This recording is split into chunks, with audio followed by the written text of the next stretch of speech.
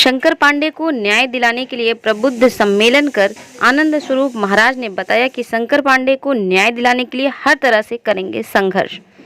बरहज देवरिया उत्तर प्रदेश सरकार की तरफ से अपराध एवं अपराधियों पर अंकुश लगाने के लिए अनेक उपाय किए जा रहे हैं, लेकिन अगर देवरिया जनपद की बात की जाए तो यहाँ अपराध रुकने का नाम ही नहीं ले रहा है। ताज़ा मामला मैल थाना क्षेत्र के इसारू गांव का है, जहां पर बीते कुछ दिन पहले शंकर पांडे की रहस्यमय तरीके से हत्या कर दी गई। आरोपियों के अनुसार हत्या करने के बाद साक्ष्य मिटाने के लिए शव को बोरी में भरकर भागलपुर पक्के पुल से नदी में फेंक दिया जाता है, लेकिन भागलपुर चौकी पर तैनात पुलिस कर्मियों को इसकी भनक भी नहीं लगती है। यह अत्यंत ही सोचनीय विषय है। हालांकि पुलिस ने हत्या आरोपियों को गिरफ्तार करने की बात कही है, लेकिन श्री महाराज ने बताया कि हत्या में 5 लोग शामिल थे, जबकि पुलिस ने अब तक सिर्फ 2 लोगों को ही गिरफ्तार किया है।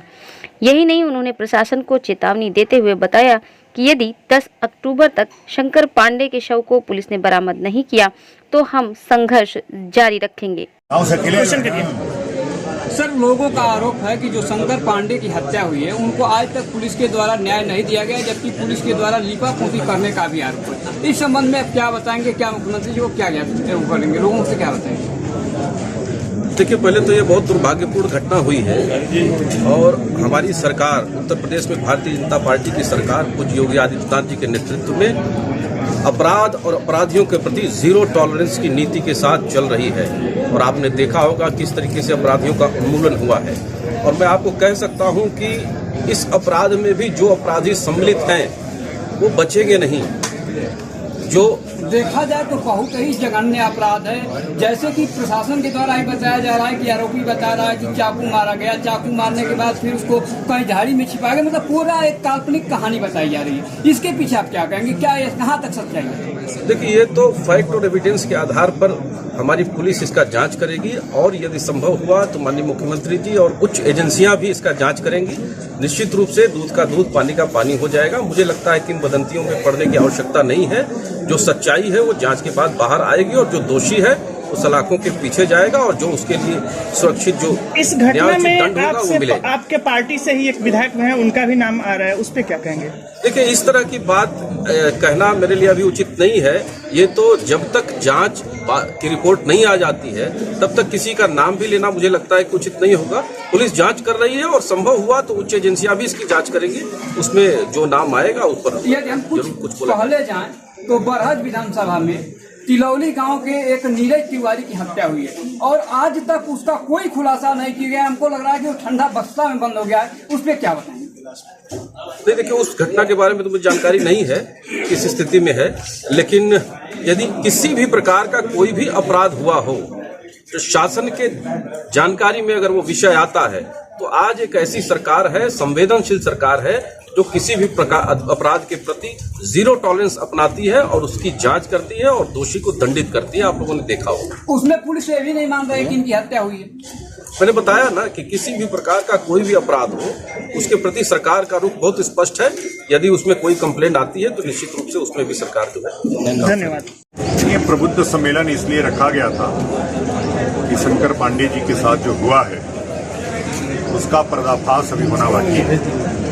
तो उसका पर्दाफाश हो और या वास्तव में वो मर गए हैं, वास्तव में वो नहीं है, उनका जो अंत्येष्टि कर्म है हिंदू धर्म के अनुसार उसको किया जाए या न किया जाए।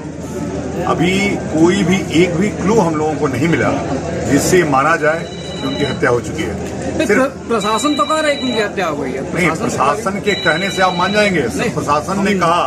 प्रशासन ने कहा कि उत्तर प्रदेश के मुख्यमंत्री आदित्यनाथ नहीं है, लेकिन आपको दिख रहा है कि आदित्यनाथ दिख रहे हैं, मुख्यमंत्री हैं। वैसे ही हमने अभी देखा नहीं उनका शव बरामद नहीं। आप कब मानते हैं कि जब शव बरामद होता है, उसका पोस्टमार्टम होता है? मैं सबकी बातें कर रहा हूँ। मैं तभी मानता हूँ जब उनका शव बरामद होगा। बरामदगी के बाद हम उनके साथ जो अंत्य कर्म है, अंत्येष्टि कर्म है, उनका अग्निदाह है, उसको करेंगे। अग्निदाह के बाद उनका ब्रह्मभोज करेंगे, तब मानेंगे कि उनकी हत्या हो गई है। महाराज जी, इसमें कहा जा रहा है कि अपराधियों की गिरफ्तारी हो गई है और आप कह रहे हैं कुछ अपराधी बाहर हैं, ये कौन हो सकते हैं? नहीं, ये तो पुलिस बताए ना, ये तो पुलिस बताए। मैंने कहा कि कुछ लोग ऐसा कह रहे हैं कि इसमें 5 अपराधी हैं देखो, दो आदमी तो कतई एक व्यक्ति को चाकुओं से गोद करके बोरा में भर करके नहीं डाल सकता है गाड़ी से ले जा करके, कतई ये काम नहीं हो सकता है। यह आनन फानन में अपराधियों की गिरफ्तारी, एक दिन में उनको जेल भेजना, पुलिस का रिमांड न मांगना, पुलिस ने रिमांड नहीं लिया, एक भी दिन उसकी रिमांड नहीं हुई है, सिंगल डे तुरंत उसको न्यायिक अभिरक्षा में भेज दिया गया। यह सब जो है वो पुलिस के ऊपर प्रश्न है, विवेचना के ऊपर प्रश्न है। 201 का जो मुकदमा अभी भी चल रहा है साक्ष्य छुपाने का, कल वो एविडेंस न होने के उसमें समाप्त हो जाएगा, केस हल्का हो जाएगा और वो कभी नहीं पकड़ा जाएगा। न्यायालय तभी दंडित करेगा जब एविडेंस होगा। कल को अपने डिफेंस में वो जो अपराधी है वो दुनिया भर की चीजें करेगा कि मैं था ही नहीं। आपने श्वेतपोश अपराधी का भी नाम लिया। विधानसभा का बोल रहे हैं। मैंने ये बोला है कि कुछ लोग ऐसा कह रहे हैं और ये सच्चाई है उसमें कि एक पड़ोस के विधायक हैं और वह हमारे ही समाज से हैं, जिनके ऊपर अपराधियों को बचाने, उनको छुपाने और उनके ऊपर आरोप लग रहे हैं। यदि मैं ये बात फिर से कह रहा हूं, यदि नहीं है तो वह पीड़ित पक्ष से मिलने क्यों नहीं आए, जबकि वह उसी समाज से था। पड़ोस के आसपास के अन्य लोगों के पास वो चले जाते हैं। मान लीजिए रविंद्र कुशवाहा नहीं आए, चल जाएगा, और लोग नहीं आए, चल जाएगा, लेकिन उनका पड़ोस में रह करके भागलपुर के ब्लॉक प्रमुख रहे, भागलपुर के बगल में कभी ईसारू गांव है, इस गांव में न आना कितना हृदय विदारक है। यह बताता है कि आप उस साजिश में सम्मिलित हैं। अगर नहीं है तो आप आकर के बताइए कि मैं साजिश में सम्मिलित नहीं था। कुछ लोग बोल रहे हैं कि अपराधियों की गिरफ्तारी भी उन्हीं के घर से हुई है।